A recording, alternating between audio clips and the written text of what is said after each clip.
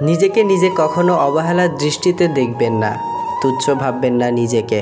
আমরা কেউই জন্মগতভাবে মায়ের পেট থেকে কিছু শিখে আসি না। পরিবেশ, পরিস্থিতি, সমাজ ও বাস্তবতা থেকে আমরা শিখি। সমাজীকরণ প্রক্রিয়ার মাধ্যমে আমরা শিখি। পরিবার থেকেই সর্বপ্রথম সমাজীকরণ প্রক্রিয়া শুরু হয় আর চলতে থাকে মৃত্যুর আগ পর্যন্ত। শেখার কোনো শেষ নাই, শেখার কোনো বয়স নাই। ইচ্ছে শক্তি আর মনোবলই আসল। অন্য ৮-১০ জন পারলে আমি কেন পারবো না? তাদের যেমন হাত, পা, চোখ, ব্রেইন আছে, আমারও তো আছে। হয়তো সবার মেধা শক্তি এক না, কিন্তু আছে তো। চেষ্টা করলে সমস্যা কী?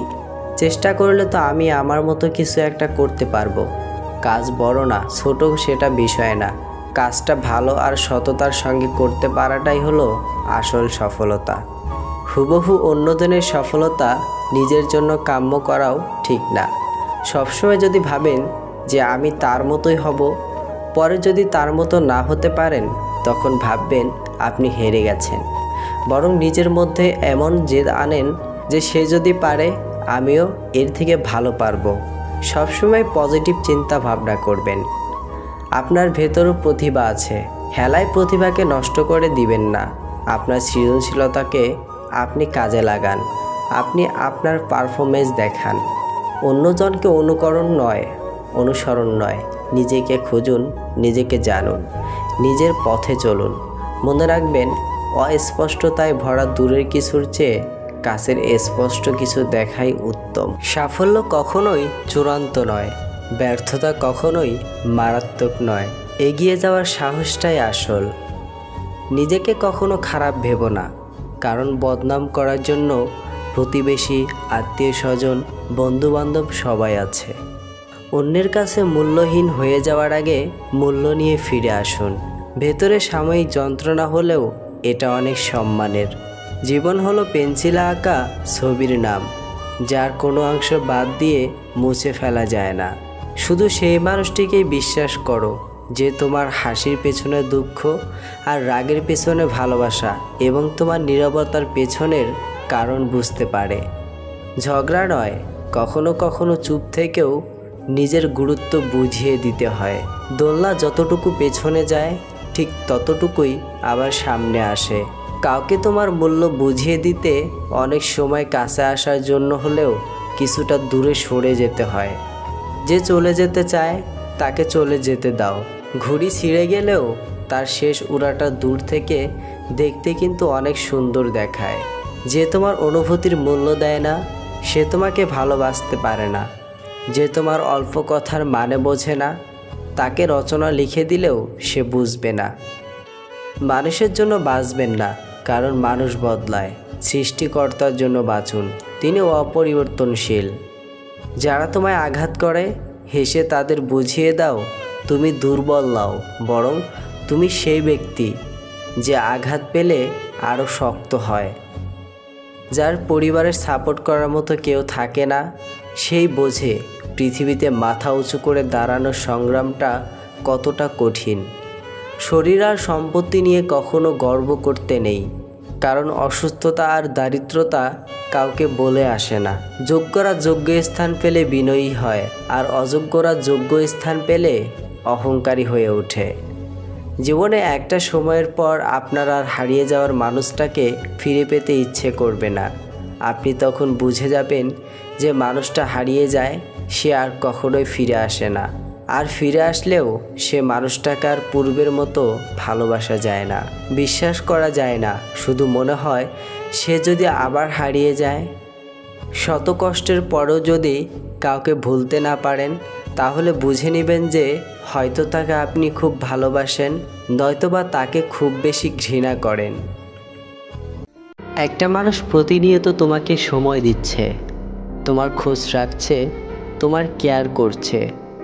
এই ব্যাপারগুলো যদি তোমার কাছে সস্তা মনে হয় তাহলে তুমি বিশাল ভুল করছো।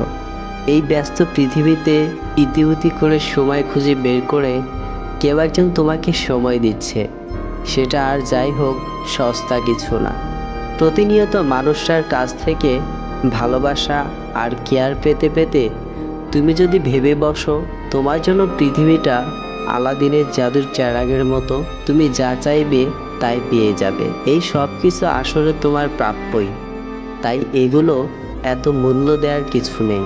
এরকম ভেবে থাকলে তুমি ভীষণ ভুল ভাবছো। বিশ্বাস করো, তুমি ভুলের জগতে বাস করছো।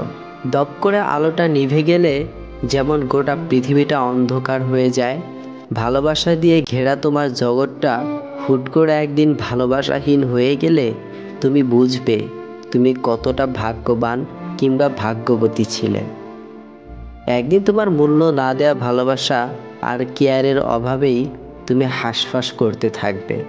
একটু একটু করে প্রতিদিন তুমি যখন একটা মানুষের ইফোর্টগুলোকে অবহেলা করে যাচ্ছিলে, খুব ধীরে ধীরে তুমি মানুষটাকে হারিয়ে ফেলছিলে।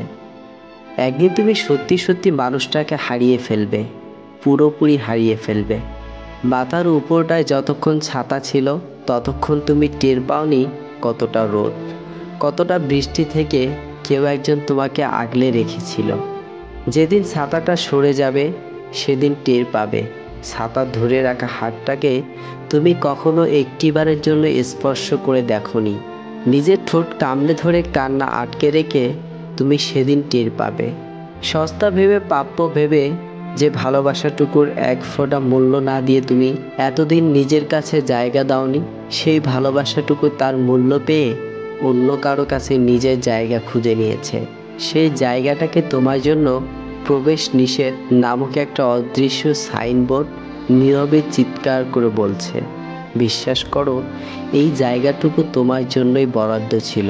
তুমি হেলায় খেলায় হারিয়ে ফেলেছ, নিজ দোষে সব কিছু হারিয়ে। রাগ মানুষকে দুটি জিনিস উপহার দেয়, একটি হলো সুন্দর ঘুম, আরেকটি হলো অতীতের স্মৃতি। কাউকে ভালোবাসলে গাছের শিকড়ের মতো ভালোবাসা উচিত, কারণ ফুল তো শুধু সময়ের সাথে ঝরে পড়ে, আর শিকড় সে তো মৃত্যুর আগ পর্যন্ত থেকে যায়। শরীরের অঙ্গ কেটে ভালোবাসা প্রকাশ করা অনেকটা বোকামি। যার কাছে চোখের জলের কোনো মূল্য নেই, সে রক্তের দাম দেবে কিভাবে?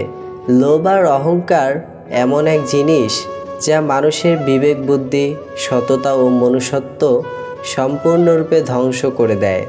অন্যের দুর্বলতা নিয়ে কখনো উপহাস করবেন না। মনে রাখবেন, যে কোনো সময় আপনিও উপহাসের পাত্রে পরিণত হতে পারেন।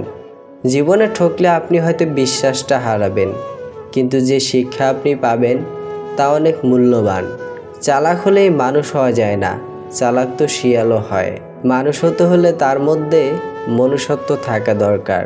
একাকিত্ব যদি আপনাকে রবের কাছাকাছি নিয়ে আসে, তবে মনে রাখবেন সেটা একাকিত্ব নয়, নিয়ামত। ছোট ছোট ভুল থেকে শিক্ষা নিতে শিখুন। মনে রাখবেন, হোঁচট সবসময় ছোট পাথরের সাথেই লাগে, পাহাড়ের সাথে নয়।